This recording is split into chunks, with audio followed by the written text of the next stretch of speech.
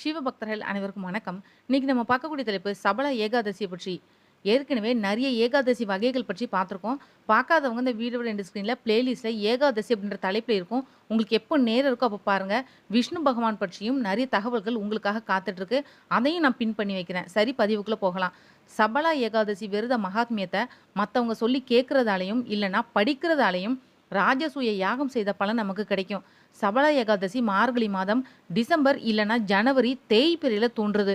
இந்த ஏகாதசியோட பெருமைகளை பற்றி பிரம்மாண்ட புராணத்துல பகவான் கிருஷ்ணருக்கும் மகாராஜா யுதிஷ்டருக்கும் இடையிலான உரையாடல விவரிக்கப்பட்டிருக்கு. மகாராஜா யுதிஷ்டர் கிருஷ்ணன் கிட்ட கேட்கிறாரு, மார்கழி மாத தேய்பிறையில தோன்றக்கூடிய ஏகாதசியோட பெயர் என்ன, அதை எப்படி அனுஷ்டிக்க வேணும், இதை எனக்கு விவரமா சொல்லுங்கன்னு கேட்கிறாரு. நீ என் மேல கொண்டிருக்கக்கூடிய பக்தி பூர்வமான நட்போட காரணமா உன்னோட கேள்விக்கு நான் விரிவா பதில் சொல்றேன். இப்போ நான் சொல்ல போகக்கூடிய ஏகாதசி விரத மகாத்மியத்தை கவனமா கேளுன்னு சொல்றாரு.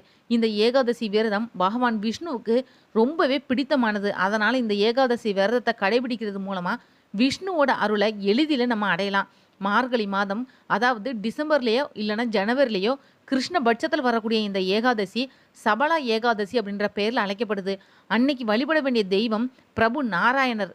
அதனால அன்னைக்கு பிரபு நாராயணருக்கு விதிமுறைகள் படி பூஜை புனஸ்காரம் செஞ்சு ஆராதிக்கணும். எப்படி நாகங்கள்ல ஆதிசேஷனும், பறவைகள்ல கருடனும், கிரகங்கள்ல சூரிய சந்திரர்களும், யாகங்கள்ல அஸ்வமேத யாகமும், தெய்வங்கள்ல பகவான் மகாவிஷ்ணுவும் மேன்மையானதாகவும் உன்னதமானதாகவும் கருதப்படுதோ அதே மாதிரி தான் விரதங்கள்ல ஏகாதசி விரதம் ரொம்பவே சிரேஷ்டமானதா கருதப்படுது. ஏகாதசி விரதத்தை அனுஷ்டிக்கிறவங்க பகவான் ஸ்ரீ விஷ்ணுவுக்கு ரொம்பவே பிரியமானவ ஆகுறாங்க. இந்த ஏகாதசி நாள் அன்னைக்கு எலுமிச்சை தேங்காய் இதை நைவேத்தியமா சமர்ப்பிச்சு பகவான் நாராயணருக்கு பூஜை செய்யணும். சபலா ஏகாதசி அன்னைக்கு இரவு கண் விழிச்சு விதிமுறைப்படி விரதத்தை அனுஷ்டிக்கிறதுனால கிடைக்கக்கூடிய புண்ணியமானது 5000 ஆண்டுகள் தவம் செய்யறதுனால கிடைக்கக்கூடிய புண்ணியத்துக்கு இணையானது. இப்போ சபலா ஏகாதசியோட விரத கதையை கவனத்தோட கேள். ரொம்ப நாட்களுக்கு முன்னாடி சம்பவதி நகர மகிஸ்மதா அப்படின்ற பெயர் கொண்ட ராஜா ஆண்டுட்டு வந்தான். அவனுக்கு 4 புத்திரர்கள் இருந்தாங்க. அவங்கள மூத்தவனான லும்பகன் ரொம்பவே பாவியாகவும் துஷ்டனாகவும் இருந்தான். மற்ற பெண்கள் மேல மோகம் கொண்டவனாகவும் விபச்சாரி இல்லங்கள்ல தன்னோட தந்தையோட செல்வத்தை செலவழிச்சிட்டு வந்தான். தெய்வம், பிராமணர்கள், வைஷ்ணவர்கள் இந்த மாதிரி நல்லவங்களை நித்தமும் நிந்தனை செய்யறது தான் அவனோட வேலையாவே இருந்துட்டு வந்தது. ராஜ்யத்தோட பிரஜைகளும் அவனோட துர்நடத்தையை கண்டு ரொம்பவே வேதனையோட இருந்தாங்க. இளவரசனா இருந்ததுனால எல்லாரும் பொறுமையோட அவனோட அராஜகத்தை வேற வழியே இல்லாம சகிச்சிட்டு வந்தாங்க. ராஜா கிட்ட போய் இளவரசனோட நடத்தையை பற்றி முறையீடு செய்யறதுக்கு யாருக்குமே துணிவே இல்லாம இருந்தது. ஆனா இந்த மாதிரியான தீய செயல்களை ரொம்ப நாட்கள் மறைக்க முடியாது. அதே மாதிரி இளவரசன் லும்பகனோட துர்நடத்தை, அவனோட அராஜகம் எல்லாமே ராஜா மகிஸ்மதாக்கு தெரிய வந்தது.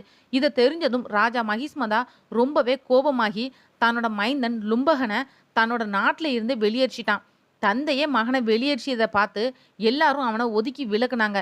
என்ன செய்யறது, எங்க போறதுன்னு தெரியாம திகிச்சு போய் நின்னான். முடிவா இரவுல தந்தையோட நகரான சம்பவதி நகர்ல திருடுறது, கொள்ளையடிக்கிறதுன்னு முடிவெடுத்தான். பகல்ல ராஜ்யத்தை விட்டு வெளியில இருந்தான்.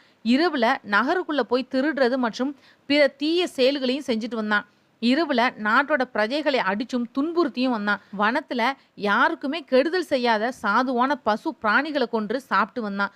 சில சமயம் இரவுல திருடுறப்போ மாட்டிக்கொண்டாலும் காவல்காரர்கள் ராஜ பயத்தால அவனை பிடிக்காம தப்ப விட்டுட்டாங்க. சில சமயம் நாம தெரியாம செய்யக்கூடிய செயல் கூட நம்மள பகவானோட அருள் கிருபைக்கு பாத்திரமாக்கும். அப்படி ஒரு சமயம் இளவரசன் லும்பகனோட வாழ்க்கையிலும் இது நடந்தது.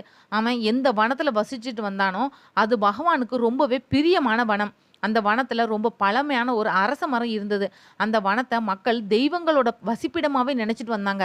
அந்த பழமையான அரச மரத்துக்கு கீழே மகா பாவியான இளவரசன் லும்பகனும் வசிச்சுட்டு வந்தான். சில நாட்கள் கழிச்சு மார்கழி மாதத்துல கிருஷ்ணபட்ச தசமி திதி அன்னைக்கு உடுக்க உடை இல்லாம குளிர் தாங்காம லும்பகன் மரத்துக்கு கீழே மூர்ச்சை அடைஞ்சான். குளிரை தாங்க முடியாம அவனோட கை கால் எல்லாமே விரைச்சு போய் நின்னுது. அன்னைக்கு இரவை ரொம்பவே கஷ்டத்தோட கழிச்சான். காலையில சூரியன் வந்ததுக்கு அப்புறமா அவனோட மயக்கம் தெளியவே இல்லை. அவன் அப்படியே விழுந்து கிடந்தான். சபலா ஏகாதசி மத்தியானம் வரைக்கும் துர்புத்தி துர்நாடத்தை கொண்ட லும்பகன் மயக்கத்துல விழுந்து கிடந்தான். மத்தியான வேளையில சூரியன் உச்சியில வந்ததுக்கு அப்புறமா சூரிய கதிர்கள் உடம்புல பட கொஞ்ச நேரம் கழிச்சு மயக்கத்துல இருந்து விழித்து எழுந்தான். தட்டு தடுமாறி எழுந்து பசி மயக்கம் கண்களை இருட்ட விழுந்து எழுந்து உணவை தேடி அலைய ஆரம்பிச்சான். அன்னைக்கு பிராணிகள கொல்றதுக்கு சக்தி இல்லாததுனால வனத்துல கீழ விழுந்து கிடந்த கனிகள் எல்லாம் சேகரிச்சு எடுத்து அரச மரத்துக்கு கீழ எடுத்துட்டு வந்தான். அந்த சமயம் சூரிய அஸ்தமனம் ஆரம்பமா இருந்தது. பசியால வாடினாலும் கனிகள சாப்பிடாமலே இருந்தான். நித்தமும் பிராணிகள கொன்று அதோட மாமிசத்த சாப்பிட்டு வந்த இளவரசன் லும்பகனுக்கு கனிகள் சாப்பிடுறது எந்தவித சுவையுமே கொடுக்கல. அதனால கனிகள் சாப்பிடுறதுக்கு விருப்பமே இல்லாம இருந்தான். அந்த கனிகள அரச மரத்துக்கு கீழ வச்சுட்டு ரொம்பவே வருத்தத்தோட, "பகவானே, இந்த கனிய உனக்கு நான் சமர்ப்பிக்கிறேன். இந்த கனியால நீ திருப்தி அடைவாய்" அப்படின்னு சொல்லிட்டு அழ ஆரம்பிச்சான். இரவு அவனுக்கு தூக்கம் வரல. இரவு முழுவதும் அழுதுட்டே இருந்தான். இப்படியா மகா பாவியான இளவரசன் லும்பகன் தான் அறியாமலே சபலா ஏகாதசி விரதத்த அனுஷ்டிச்சான். இரவெல்லாம் கண் விழிச்சு ஏகாதசி விரதத்த அனுஷ்டித்தத பார்த்த பகவான் மகாவிஷ்ணு ரொம்பவே சந்தோஷமாகி அவனோட அனைத்து பாவங்களையும் அழிச்சு துர்கர்மாக்கள்ல இருந்து அவனை விடுவிச்சாரு. காலையில அழகான பொருட்களால் அலங்காரம் செய்யப்பட்ட ஒரு திவ்ய ரதம் அவன் முன்னாடி வந்து நின்னுது. அந்த சமயம் ஆகாயத்துல இருந்து அசரீரி, "ராஜ புத்திரனே, பகவான் நாராயணனோட அருளால உன்னோட அனைத்து பாவங்களும் அழிக்கப்பட்டு விட்டது. இப்பொழுது நீ உன் தந்தையார் வசம் சென்று ராஜ்யத்தை ஏற்று நடத்து" அப்படின்னு சொன்னது அந்த அசரீரி. இளவரசன் லும்பகன் ஆகாயத்துல அசரீரி உரைத்ததை கேட்டு ரொம்பவே சந்தோஷமாகி, "பகவானே, உனக்கு என் வந்தனம். உன் திருநாமத்திற்கு என் வந்தனம். ஜெய் ஜெய் நாராயணா" அப்படின்னு உரத்த குரல்ல சொன்னான்.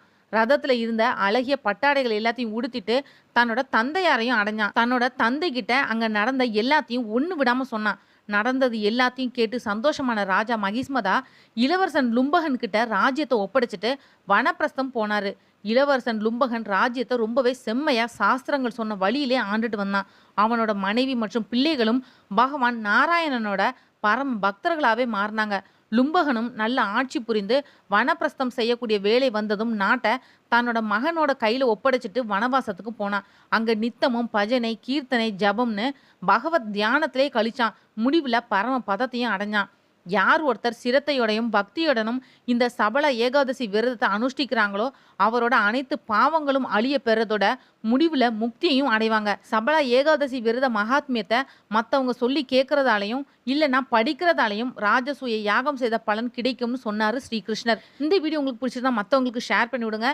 இன்னும் பெருமாள் பற்றிய தேடல்களுக்கு மறக்காம சேனலை சப்ஸ்கிரைப் பண்ணுங்க. மற்றும் ஒரு நல்ல தலைப்பை நான் உங்களுக்கு சந்திக்கிறேன். நன்றி.